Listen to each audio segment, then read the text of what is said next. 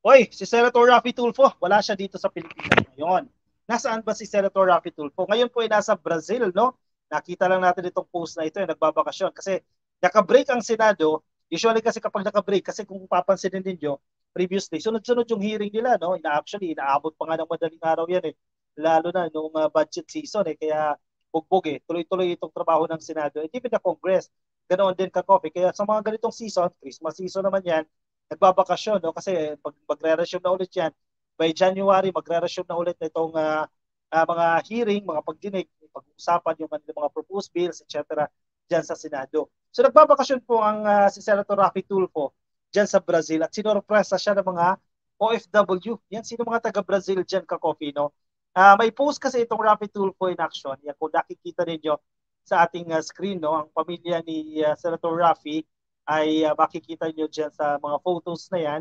At sinorpresa siya ng mga OFW na nandiyan dyan po sa Brazil. Hindi ko alam kung paano nila nalaman o paano ba yan, natunugan lang nila or baka nagtatrabaho mismo doon sa hotel kung saan sila nakabilit or kung saan sila nakastay, no, ay sinorpresa itong pamilya ni Senator Raffy Tulfo. For this year's Christmas holiday, Senator Raffy Tulfo swapped the bustling streets of Manila for the sun-skinned shores of Rio de Janeiro. Yan, sino na taga-Brazil dyan. Minsan may nag-comment sa atin sa taga-Brazil eh. Kumusta po kayo dyan? Yan, baka nakita nyo rin po ang senador dyan sa Brazil. Tulfo brought his wife at CIS party list, si Representative Jocelyn Tulfo at ang kanyang mga anak, si Quezon City Representative Ralph and Maricel, to Rio de Janeiro, Brazil to celebrate the holiday season. Photos from the festive family holiday have been shared on the Senators Raffy Tulfo's in Action Facebook page, yung RTIF. The Tulfo soak in the sun, sights and sounds of Rio de Janeiro, visiting the popular landmarks such as Majestic Christ, the Redeemer statue, and the picturesque Ipanema Beach. Hindi pa tayo nakarating dyan sa Brazil, no? Anyway, ito yung post, no, ng Raffy Tulfo in Action. And I assume it is Senator Raffy Tulfo, no, who instructed to post this. Magnifico Brazil. Sana wala. Magnifico Brazil. Bonus din ang surprise visit ng mga kababayan nating OFW sa hotel na tinutuluyan nila Idol. Admin yung nag-post ito ka-coffee. Kung pupuntahan niyo yung page ng Rapid Tulfo in Action, makikita mo doon yung pagbisita ng ilang mga OFW sa kanila. At syempre, tayo naman ka-coffee sa mga Pilipino, lalo na yung mga nasa ibang bansa, makakita lang tayo ng mga opisyales, no, na magtutungo sa inyong lugar kung nasa mga po kayo niyan, parang masasayahan ka na eh, no? Kasi parang mafe-feel at home ka eh kapag nakikita mo yung mga opisyalis. Lalo na siguro kung presidente yung makikita mo, di ba? Presidente, vice-presidente, mga senador na matutuwa ka na, uy, dito sila nag-i-stay, di ba? Kahit pa paano, parang at the moment, feel at home ka na lang din, di ba? Malaking bagay yan.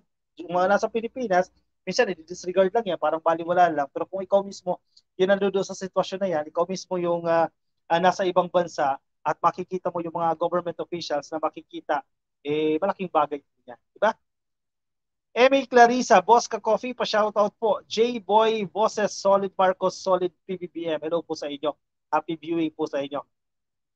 September Girl, ang ngiwi-ngiwi ni XPD ko. Ano ba yan? Anong sabi mo dyan sa ngiwi-ngiwi? September Girl, no? Ophelia Galam, na imbag ngarabi Pilipinas. Hello po sa inyo, ma'am.